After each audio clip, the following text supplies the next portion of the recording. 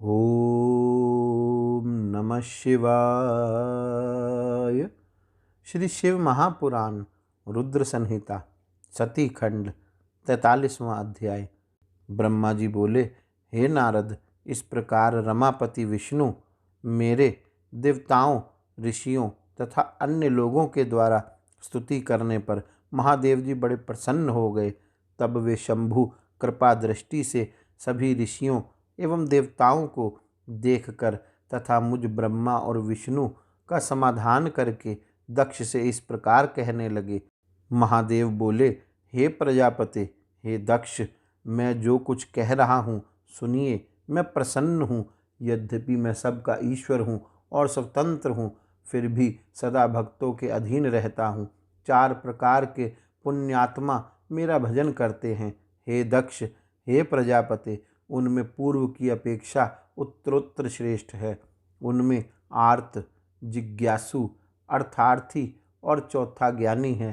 पहले के 3 तो सामान्य भक्त हैं और चौथा विशिष्ट महत्व का है। उनमें चौथा ज्ञानी ही मुझे अधिक प्रिय है और वह मेरा रूप माना गया है। उससे बढ़कर दूसरा कोई मुझे प्रिय नहीं है। मैं सत्य सत्य कह रहा हूँ। वेद वेदांत के पारगामी विद्वान ही मुझ आत्मज्ञानी को ज्ञान के द्वारा जान सकते हैं। अल्प बुद्धि वाले ही ज्ञान के बिना मुझे प्राप्त करने का प्रयत्न करते हैं। कर्म के वशीभूत मूढ़ मानव न वेदों से, न यज्ञों से, न दानों से और न तपस्या से ही मुझे पा सकते हैं। आप केवल कर्म के द्वारा ही इस संसार को पार करना चाहते थे, इसलिए रुष्ट होकर मैंने इस यज्ञ का विनाश किया है। अतः हे दक्ष, आज से आप बुद्धि के द्वारा मुझे परमेश्वर मानकर ज्ञान का आश्रय लेते हुए सावधान होकर कर्म कीजिए। प्रजापते, आप उत्तम बुद्धि के द्वारा मेरी दूसरी बात भी सुनिए। मैं अपने सगुण स्वरूप के विषय में भी धर्म की दृष्टि से गोपनीय बात आपसे कहता हूँ। जगत का परम कारण रूप मैं ही ब्रह्मा और विष्णु हूँ। मैं सबका आत्मा, ईश्वर, साक्षी, स्वयं प्रकाश तथा निर्विशेष हूँ। हे मुने, अपनी माया में प्रवेश करके मैं ही जगत का सृजन, पालन और संहार करता हुआ क्रियाओं के अनुरूप ब्रह्मा, विष्णु और रुद्र नामों को धारण करता हूँ। उस अद्वितीय भेद रहित केवल विशुद्ध मुझ परब्रह्म परमात्मा में अज्ञानी पुरुष ही ब्रह्म, ईश्वर तथा अन्य समस्त जीवों को भिन्न रूप से देखता है। जैसे मनुष्य अपने सिर, हाथ आदि अंगों में ये मुझसे भिन्न हैं, ऐसी परकीय बुद्धि कभी नहीं करता, उसी तरह मेरा भक्त सभी प्राणियों में भेद बुद्धि नहीं रखता। हे दक्ष, सभी भूतों के आत्मा स्वरूप तथा एक ही भाव वाले ब्रह्मा, विष्णु और मुझ शिव, इन तीनों देवताओं में जो भेद नहीं देखता है वही शांति प्राप्त करता है। जो नराधम तीनों देवताओं में भेद बुद्धि रखता है वह निश्चय ही जब तक चंद्रमा और तारे रहते हैं तब तक नरक में निवास करता है। मुझ में परायण होकर जो बुद्धिमान मनुष्य सभी देवताओं की पूजा करता है उसे इस प्रकार का ज्ञान हो जाता है जिसे उसकी शाश्वती मुक्ति हो जाती है। विधाता की भक्ति के बिना विष्णु की भक्ति नहीं हो सकती और विष्णु की भक्ति के बिना मेरी भक्ति कभी नहीं हो सकती। ऐसा कहकर कृपालु सबके स्वामी परमेश्वर शिव सबको सुनाते हुए फिर यह वचन बोले, यदि कोई विष्णु भक्त मेरी निंदा करेगा और मेरा भक्त विष्णु की निंदा करेगा तो आपको दिए हुए समस्त शाप उन्हीं दोनों को प्राप्त होंगे और निश्चय ही उन्हें तत्व का ज्ञान प्राप्त नहीं हो सकता। ब्रह्मा जी बोले, हे मुने, भगवान महेश्वर के इस सुखकर वचन को सुनकर वहाँ उपस्थित सभी देवता, मुनि आदि अत्यंत हर्षित हुए। शिव को अखिलेश्वर मानकर दक्ष कुटुंब सहित प्रसन्नता पूर्वक शिव भक्ति में तत्पर हो गए और वे देवता आदि भी शिव भक्ति परायण हो गए। जिसने जिस प्रकार से परमात्मा शंभु की स्तुति की थी उसे उसी प्रकार संतुष्ट चित्त हुए शंभु ने वर दिया। हे मुने, उसके बाद भगवान शिव की आज्ञा पाकर प्रसन्नचित्त हुए शिव भक्त दक्ष ने शिव जी की कृपा से यज्ञ पूरा किया। उन्होंने देवताओं को यज्ञ भाग दिया और शिव जी को पूर्ण भाग दिया।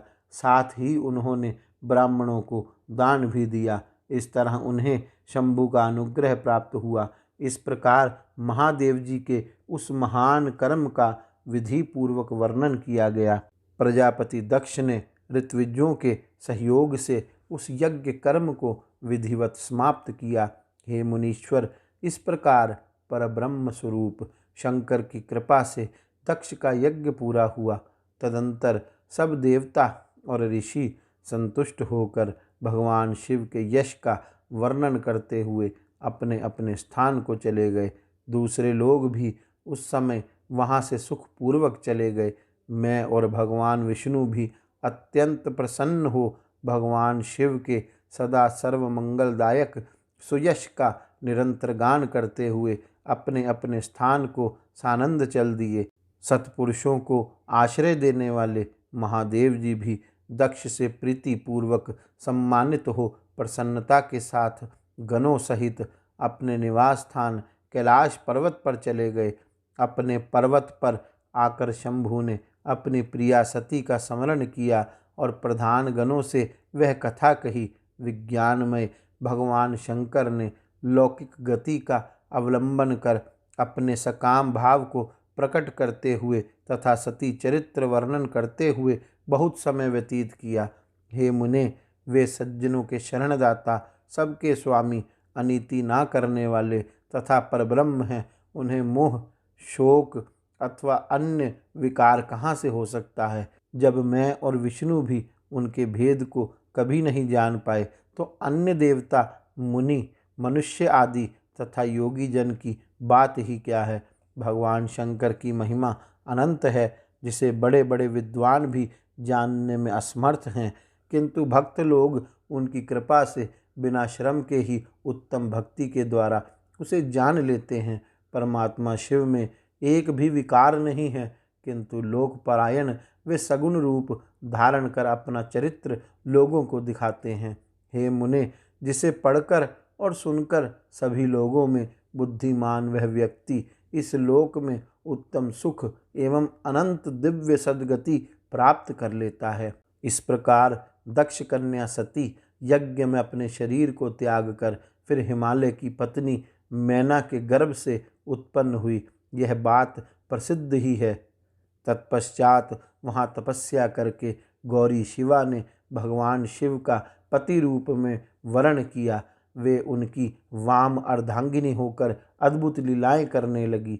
हे नारद, इस प्रकार मैंने आपसे सती के परम अद्भुत चरित्र का वर्णन किया, जो भोग मोक्ष को देने वाला, दिव्य तथा संपूर्ण कामनाओं को पूर्ण करने वाला है।